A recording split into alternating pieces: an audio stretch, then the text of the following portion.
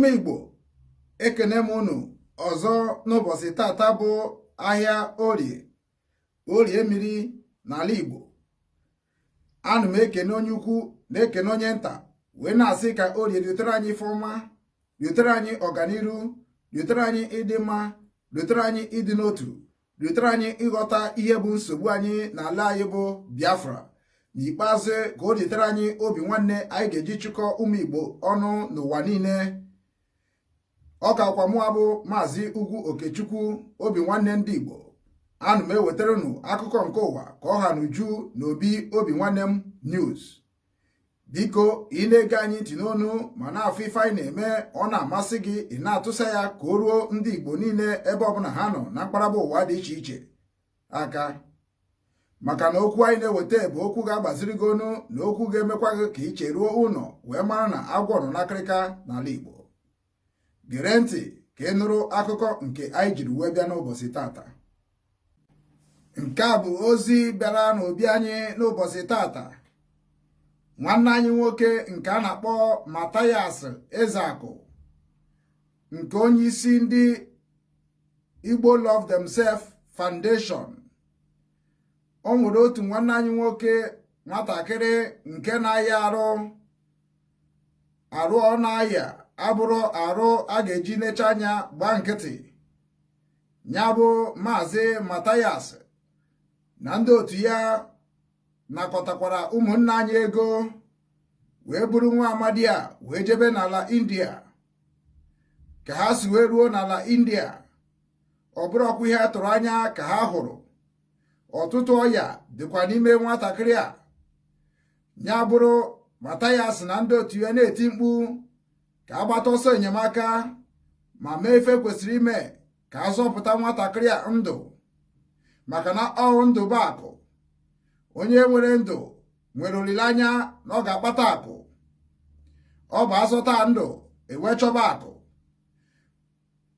Maazị Mathias rụtụkwara aka dịka o si wee ruo n'ala India, ebe a na-agwọ nwanne anyị nwoke a. Ihe o jikwa anya ya wee fụ na ụlọ ọgwụ nke dị n'ala India tụkwara n'anya. O wee na-ezugara ndị niile kpọrọ onwe ha ndị Igbo na ndị amụma na ndị niile akpọrọ onwe ha ndị ọchịchị na ndị ọha na eze ndị Igbo. Ọ bụ gịnị kpatara na ụdị ihe a o ji anya ya wee na-ahụ n'ala India adịghị n'ala nke anyị? Na ọ bụkwa arụ ka ọ bụ na anyị kpachara ego niile anyị kpara, mana anyị ejiri wee zọọ ndụ, anyị ejiri wee dozie obodo, ihe ọjọọ wee na-eme. Ọ na-agbazikwara ndị Igbo niile onu ka anyị cha niile pụta n'igwe wee na-akwado ụmụnne anyị bụ nke na-enwerọ ka ha wee nwee. Na ihe anyị jikwa na-akpata na ihe Chineke ji nye anyị bụ ka anyị nye ndị na-enweghọ. Okwu a ka o kwukwara site n'ala India. Ka anyị kirikwa ka o si zipụ ya bụ ozi n'ala India. Mod naga bike wene is not naga zeggen.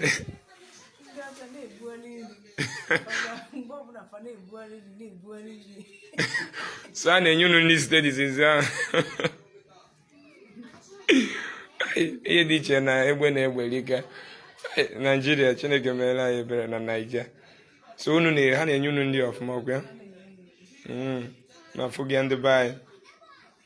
I'm not gonna complain in India they too much. Likewise, buying on a plane.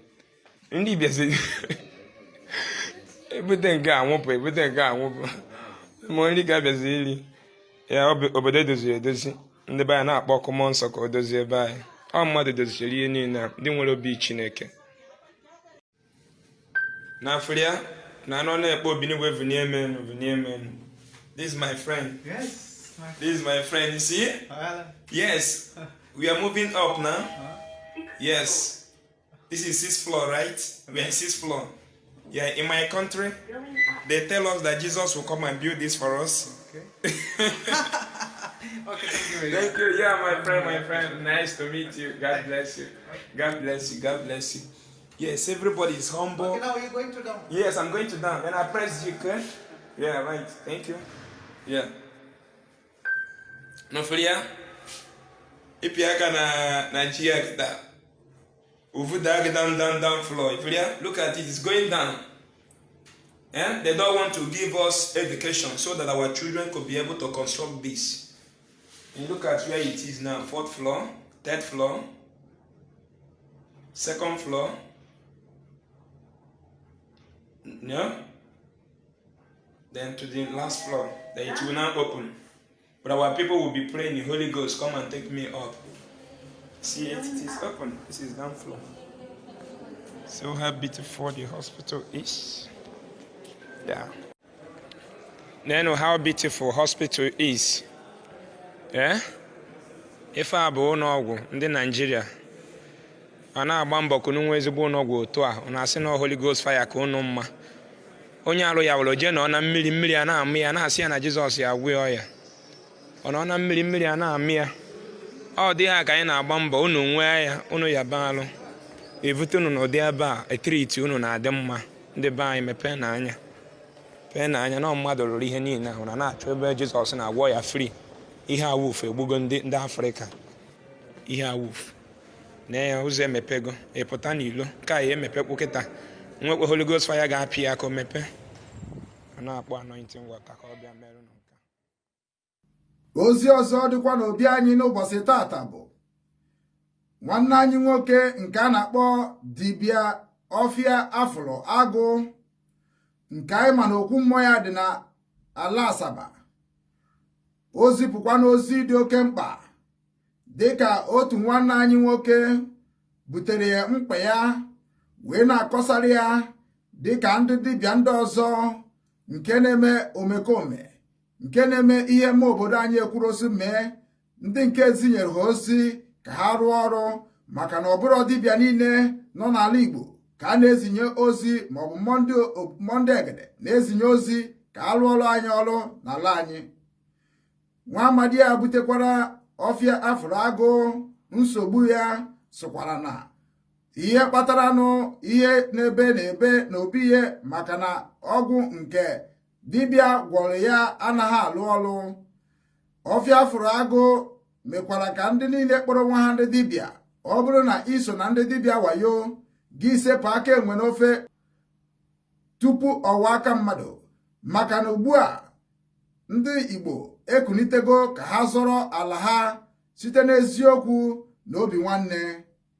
Ọ rụtụkwara aka sị na ọ bụ ife abịa kpatara na ndị mmadụ na-agba ọsọ n'omenala, na ndị mmadụ na-agba ọsọ n'ihe gbasara dibịa maọbụ ndị na-agba afa, maka na eziokwu adịrọzi na ọtụtụ ndị na-agba afa maọbụ ndị na-eme dibịa n'ala Igbo. Anọ rụtụkwara aka imekwa ka ndị mmadụ mara na ọ bụrụkwa sọ ndị mmadụ maọbụ ndị pastọ maọbụ ndị ọzọ na-enyere ndị ogbenye aka, na ndị dibịa na-emekwu ya, na ndị dibịa na-ejekwa ọtụtụ ebe dị iche iche na-enye aka, wee na-agbaziri ndị dibịa ndị ọzọ onu, wee na-asị ka onye ọbụla kulite n'ụra ka anyị zụọ ala anyị ma dozie ya ma mekwa ya ka o kwesị isi wee dị, na ndị anyị rapụrụ ya bụ ala aghasasịa na ya, mebisia ya, ụmụnna anyị na-agba onye gbata ọghara ibie. Ka anyị fụkwa ka o si wee zie ya bụ ozi mgbe nwa amadi butere ya mkpa ya.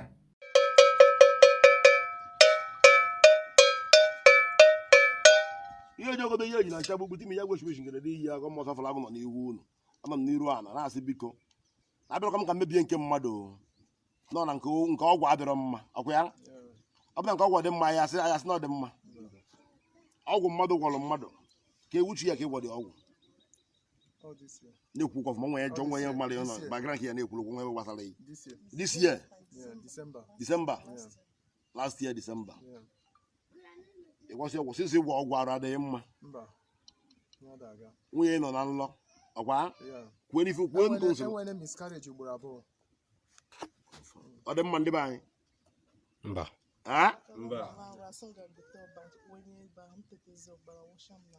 ọtọ nọ na nlọ asị ya gote ọbara na nlọ ka o wetinye n'ime pọtụ a o gotecha ọbara n'ime nlọ were ọbara ahụ tinye na dị nlọkwa ya ọ pụta na ọ dịbụ ime onwe miscarriage ọ dị mma. Dibịa anyị ajọ ọgwụ adịrọ mma. Nsọ m dibịa sị mana anyị na-alụ dibịa ife ndị anyị na-eme ndị pastọ ji ama anyị aka nke ọsọ mụrụ rọbish ya. Ụfọdụ ndị amụrụ dibịa amụ, ụfọdụ ndị abụrụ dibịa onye zụkọta azụ na ife sie ya ka ọ nọ dibịa. 08038324996 Chimarin Temple of Flag 1 Ọgaranya obi umeala ọgaranya afịa ọ na-ekwu okwu ọ na-eme eme Chief Dr. Anthony Papa is helping students. We went to market and buy some bags and books. He's giving students free. Chimarin Temple.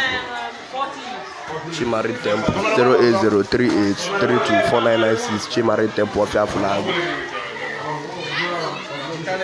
You can see. What did you say?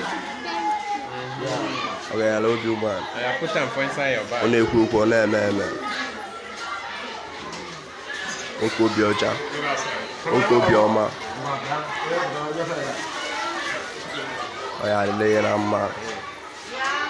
Chief Dr. Anthony Papa 08038324996 Chimarin Temple of Flag. See?